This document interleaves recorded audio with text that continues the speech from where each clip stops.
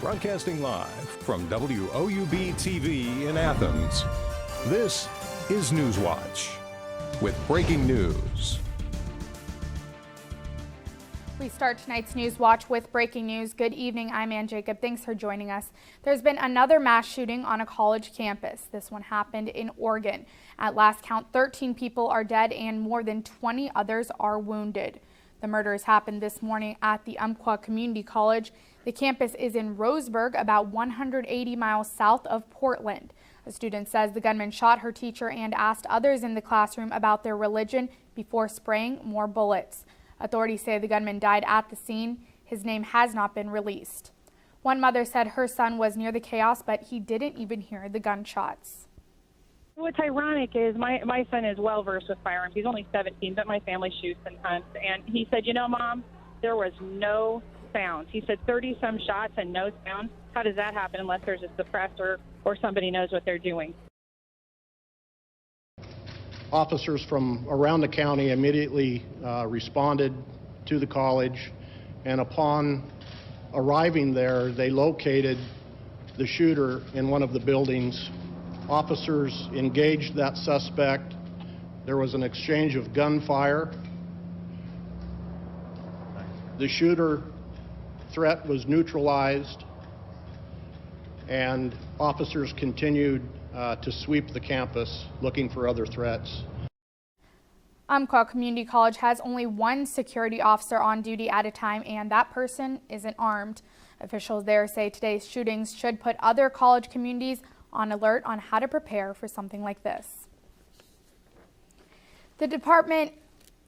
Sex offenses more than doubled in the 2014 school year, according to an annual report released by Ohio University Police.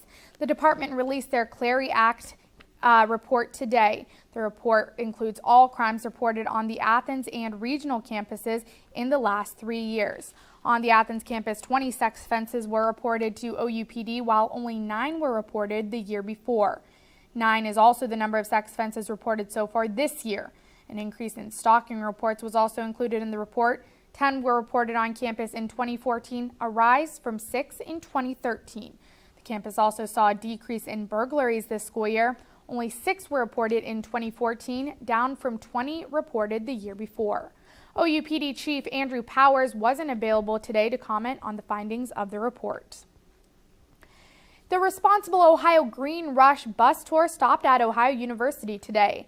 The group is pushing for the legalization of medical marijuana and personal use marijuana for adults over 21.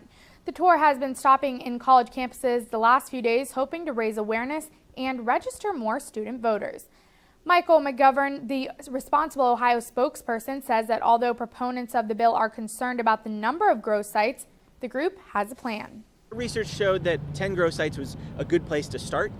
What people who have sort of thrown that argument around haven't mentioned is that number will increase. And in fact, it almost certainly will. I think it's only the first 4 years there's 10, and then each year after that they're going to add more as demand goes up. Over 1,000 retailers will open in the state if Issue 3 passes. A same-sex couple just received a divorce they were denied before same-sex marriage was legalized. A divorce decree was filed in the Athens County Common Pleas Court on September 24th for Brenda Money and Aaron O'Leary. The couple was married in California in 2008. The divorce was originally granted in 2014, but Judge George McCarthy vacated the ruling when he found out the couple could not be divorced in a state that did not recognize same-sex marriage in the first place. Same-sex marriage was legalized nationwide in June of this year. 2 people are awaiting their trial after allegedly breaking into parked cars on Fern Street. Police got a call just after midnight about 2 people entering several parked cars by the Palmer Place parking lot, according to the police report. They have been charged with theft and resisting arrest. 22-year-old Michael Court this morning there was a pretrial, that was set for October 22nd at 8 a.m.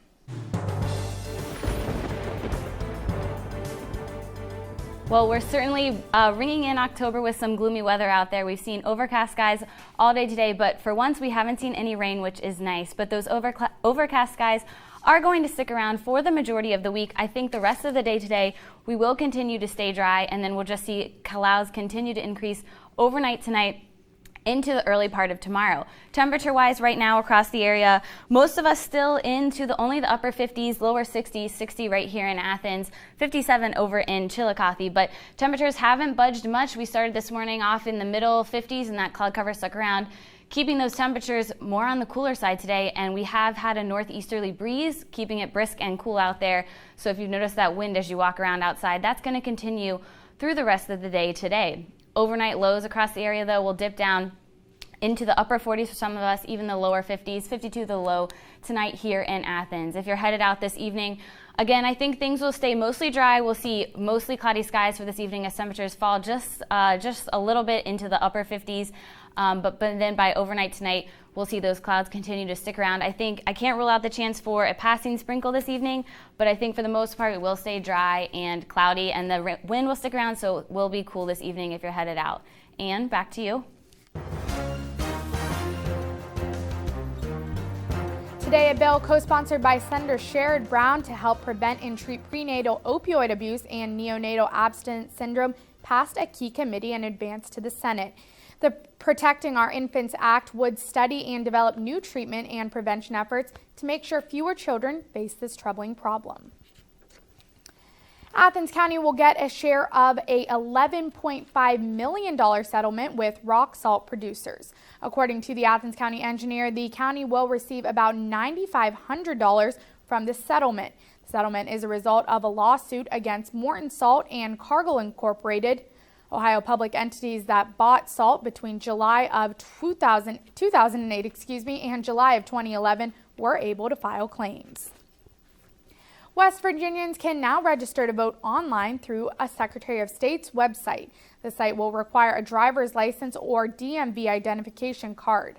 Applicants without a license or state ID can print, sign, and mail the application to their county voter registration. Prospective voters can fill out a form online, and the voter would then receive a registration card from the clerk. West Virginia American Water is converting its meters to a statewide automated system. The company announced a $17 million project earlier today as a way to locate and read meters quickly. The meters currently read manually or by probes will be converted over the next 5 years. The company says the conversion will enable works to perform other field work.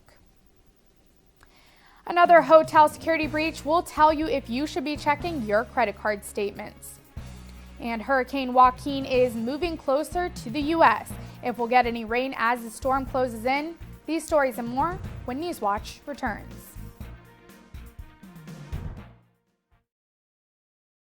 I decided to do a planned gift because I want to ensure that PBS will be around for my grandchildren and hopefully great-grandchildren. I would hope that others, when doing their estate planning, would include their PBS station.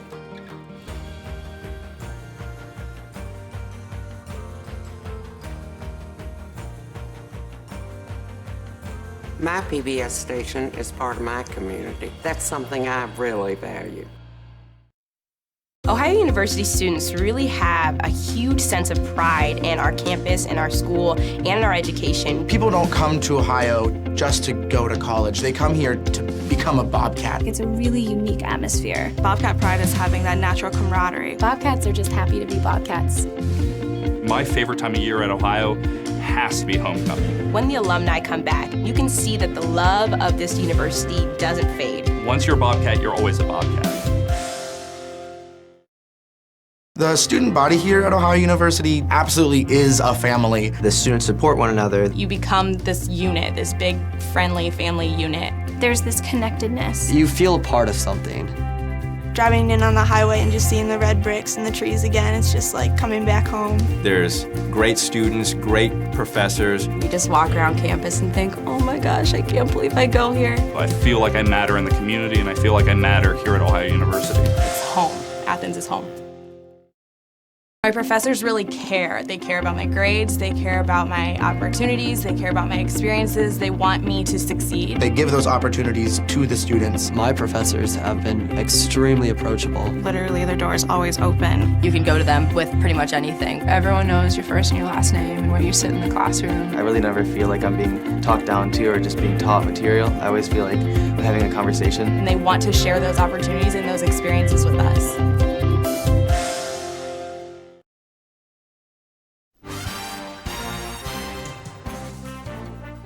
Add Trump hotels to the list of companies victimized by hackers.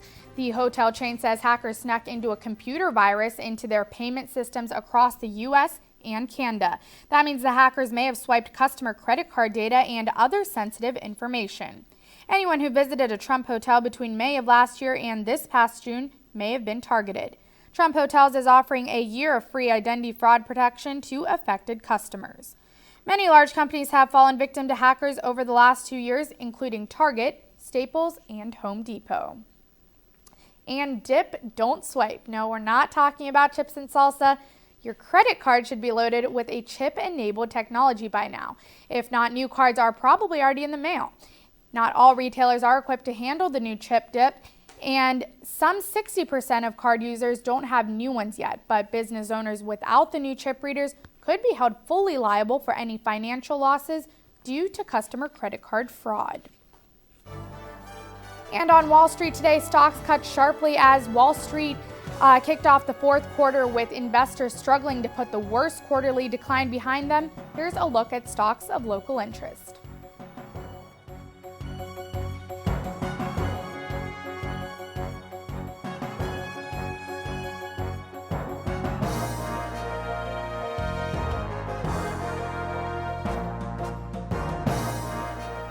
Hurricane Joaquin strengthened to a Category 3 storm last night. Current storm trackers show it could hit the East Coast over the United States over the weekend. And reporter Andrew Spencer takes a look at what people are doing to get prepared. Using heavy machinery to suck dirt and gunk out of the storm drains in Milford, Connecticut, crews are getting ready for what could be a very wet weekend. We are always hoping for the best, but preparing for the worst. Many people along the East Coast are starting the storm preps just in case. Things become missiles, so anything that is not nailed down has to be brought in if it continues to go on the path it's going. Hurricane Joaquin churning in the Atlantic near the Bahamas strengthened to a major hurricane Wednesday night with sustained wind speeds topping 110 miles per hour. The threat of it hitting North Carolina, some people are taking in stride. It is what it is. Can't do nothing about it. If it comes, it comes, and if it don't, it don't. A storm washed out this road in May, and city officials worry another big storm could wash it out again. In Pennsylvania, the Red Cross is already setting up shelters. What we're expecting here is to be on alert for flash floods as well as power outages. And so we're trying to get the word out to the community to think ahead, to have a plan. And residents are stocking up. Preparation is the key. You have to be prepared for everything. Even if the storm is still a long way out. I'm Andrew Spencer reporting. Hurricane Joaquin continues to strengthen as it batters parts of the Bahamas. The storm has increased to a Category 4 this afternoon. The National Hurricane Center says Joaquin will continue to strengthen over the next day and to possibly 140-mile-per-hour winds before weakening as it moves out of the Bahamas. The NHC says it is still too early to tell if Joaquin will make landfall in the U.S. So, Ann, if it doesn't make landfall here, can we expect heavy rains in our area? It all depends on where the track it takes. If it goes more to the east, further into the Atlantic, we won't really have any impacts by it. But if it works its way towards the west, towards the United States, then we could see the potential for Joaquin affecting our weather, especially this weekend. We'll see cooler temperatures though, and I'll let you know what the latest track is from the NHC next on Newswatch. I support one student in college with a scholarship. Just the way I want to pass on a legacy of education. I would like to pass PBS on to the next generation.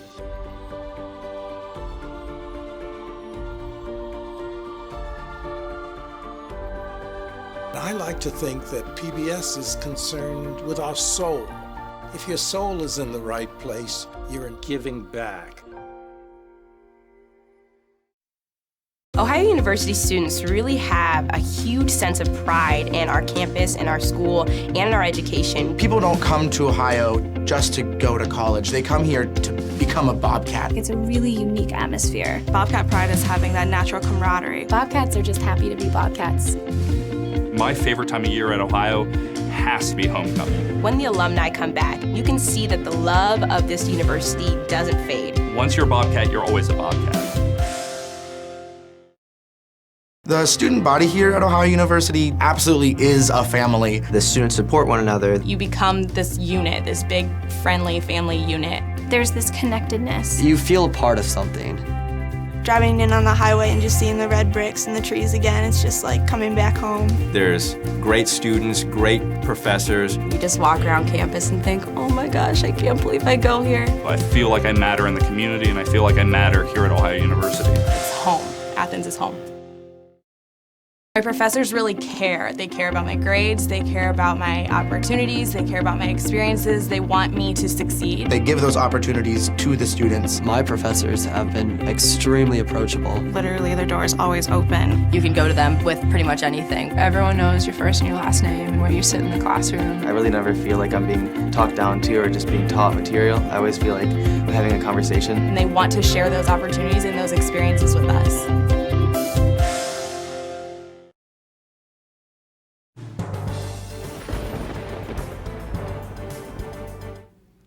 Welcome back to the Newswatch Weather Center. I'm Ann Campolongo. So we saw another overcast day today, and we're going to continue to see those clouds continue to increase for the rest of the day today. And then the big playmaker for this weekend is Hurricane Joaquin. It is currently a Category 4 hurricane. Winds are sustained at 130 miles per hour, and it is still moving southwest at 6 miles per hour. So still affecting the Bahamas right now, but after it meanders through there, it will take a northerly track, and that's when we're going to expect to see it move somewhat closer to the United States, potentially, but that uncertainty is still there if it takes a more easterly track into the Atlantic Ocean. We really won't see much of the effects of it here in the U.S., but if it moves more to the west, then we could see the potential for some more flooding rains this weekend, especially for the South Atlantic and the places like Carolina and Virginia. Back here at home, though, we're seeing temperatures only in the lower 60s for most of us today.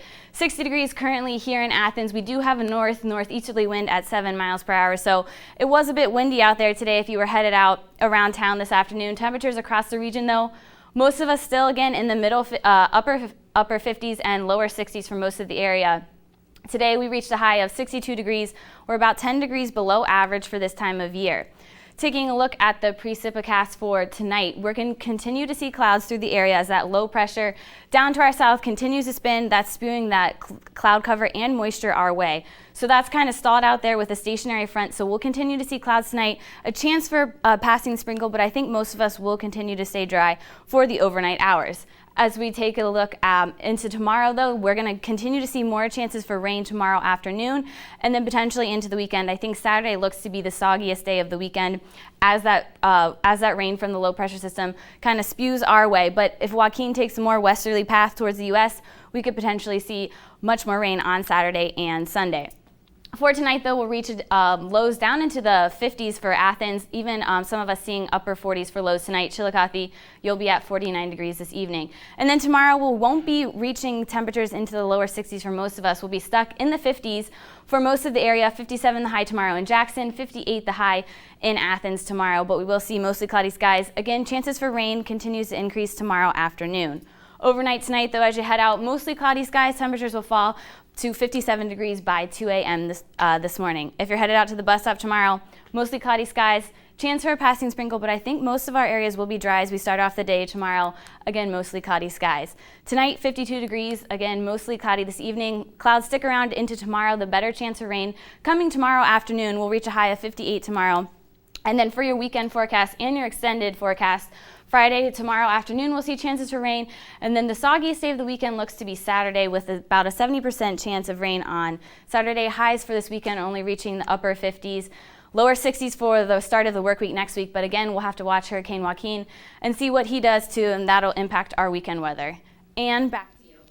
Well, I am disappointed to see those low temperatures sticking around, but thanks, Ann. If you need to perform... Coming to the aid of someone who is experiencing cardiac arrest might seem daunting, But recent studies show that any type of actual hands-on aid might be the difference between life and death.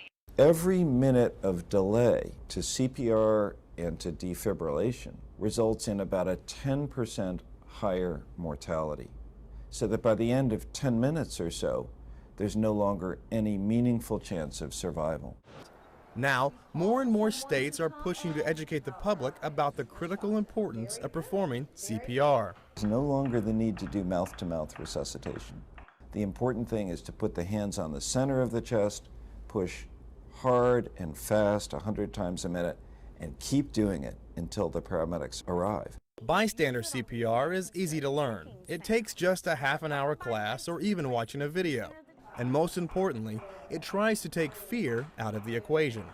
If an adult collapses and is unresponsive, then that's a cardiac arrest. That person cannot be hurt if CPR is done incorrectly. This is very important because many people we know are concerned that if they push on someone's chest, they might hurt them. For Health Minute, I'm Adam McCoy. The new guidelines apply to adults only. That's because when kids collapse and are unresponsive, it's often not the heart, but rather a problem with their airway, a seizure, or another problem. Now on to other matters of the heart. It's me, not you. Dear John letters used to be common, if not a cold way to break up a romance, but now more teens are choosing to ditch an ex with the text. A study by Pew Research Center shows that about 30% of teens have used their phones to bid farewell to a former sweetheart. Still, the survey found most teens agree an in-person goodbye is more acceptable, despite the awkwardness.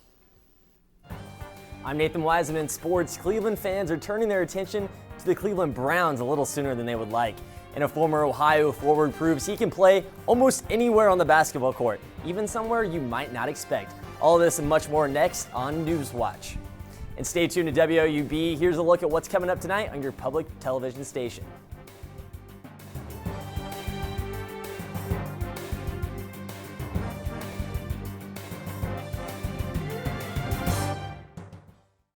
My granddaughter is named June Elizabeth, but I call her Junebug. My hope is to teach her about kindness and about the love of animals and nature. I want Junebug to have the same opportunities I had by watching PBS. My husband and I feel so strongly about our PBS station that we've included them in our estate plan. PBS is part of our values, and we want to pass it on to the next generation. Ohio University students really have a huge sense of pride in our campus, in our school, and in our education. People don't come to Ohio just to go to college. They come here to become a Bobcat. It's a really unique atmosphere. Bobcat pride is having that natural camaraderie. Bobcats are just happy to be Bobcats. My favorite time of year at Ohio has to be homecoming. When the alumni come back, you can see that the love of this university doesn't fade. Once you're a Bobcat, you're always a Bobcat. The student body here at Ohio University absolutely is a family. The students support one another. You become this unit, this big, friendly family unit. There's this connectedness. You feel a part of something. Driving in on the highway and just seeing the red bricks and the trees again, it's just like coming back home. There's great students, great professors. You just walk around campus and think, oh my gosh, I can't believe I go here. I feel like I matter in the community, and I feel like I matter here at Ohio University. It's home. Athens is home. My professors really care. They care about my grades, they care about my opportunities, they care about my experiences, they want me to succeed. They give those opportunities to the students. My professors have been extremely approachable. Literally, their door is always open. You can go to them with pretty much anything. Everyone knows your first and your last name and where you sit in the classroom. I really never feel like I'm being talked down to or just being taught material. I always feel like we're having a conversation. And they want to share those opportunities and those experiences with us.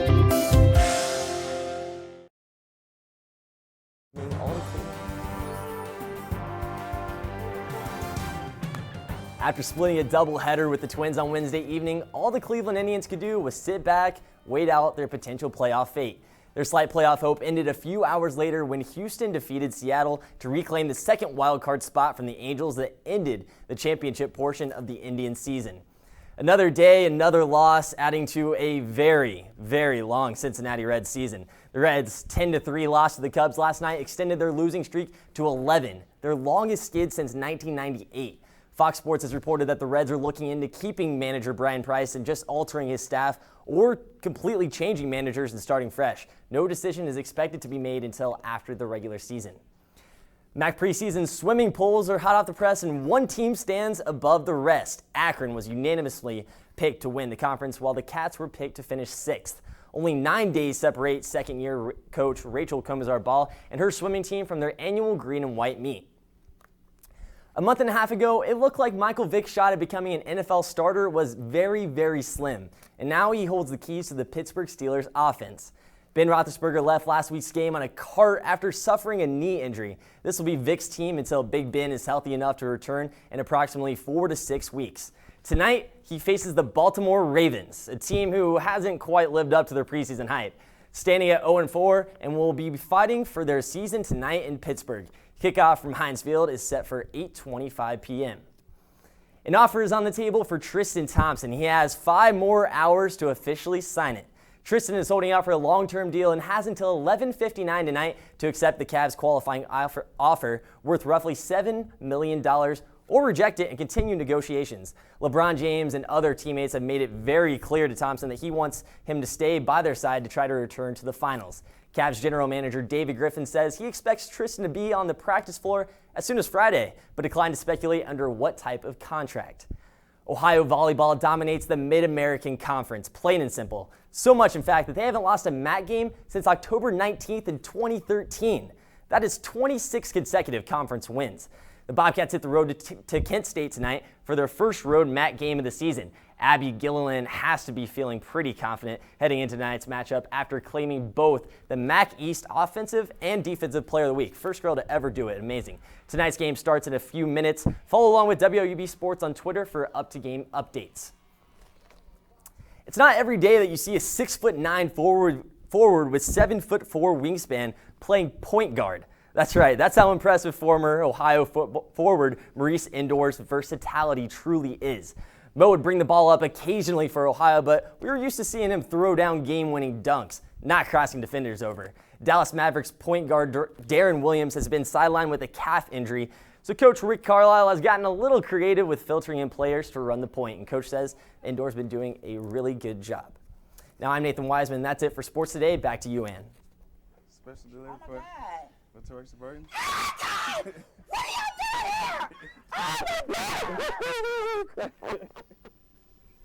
Well, we love good surprise homecomings, and Army Specialist Cameron Ford's family expected him home in Huntsville, Alabama, but not until November. He caught his mom, Teresa Burton, off guard last Tuesday night when he showed up at her front door. Specialist Ford is retiring after 6 years of service. He was deployed to Afghanistan in 2012 with the 126th Transportation Company out of Fort Bragg. And let's take a final look at weather. Those clouds are going to stick around for the rest of the evening tonight, and so if you're headed out, we'll see mostly cloudy conditions for the remainder of today. We'll dip down into the lower 50s for your lows tonight. Tomorrow looks to be nice as we start off the day tomorrow dry, but then the chances for rain will increase Friday afternoon, and then for Saturday, that looks to be the soggiest day of the weekend ahead. Good chance for soaking rains on Saturday. Temperatures won't even make it out of the 50s on Saturday. And then Sunday, temperatures around the same, only reaching 60 on Sunday. There's a chance for some rain on Sunday, but we'll have to, again, keep a close eye on Hurricane Joaquin, seeing what he does and if he makes his way towards the coast or not. That'll affect how much rain we'll see on Sunday. But then it looks like we'll finally dry out as we start the work week next week. Maybe get some sunshine out there and get rid of some of these clouds that we've seen for the majority of the week this week. So get through the weekend, and then some brighter and more fall-like weather will be here for next week. Back to you, Ann. Thanks, Ann. And that does it for our broadcast this evening. Thanks for watching. I'm Ann Jacobs. Stay tuned for the PBS NewsHour coming up next. And remember, you can find the latest news anytime online at WOUB.org. Have a great night.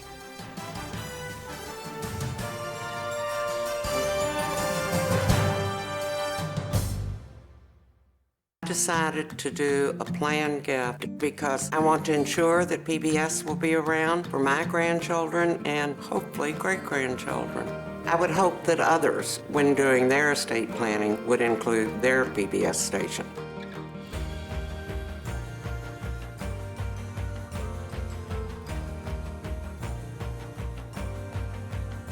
My PBS station is part of my community. That's something I really value.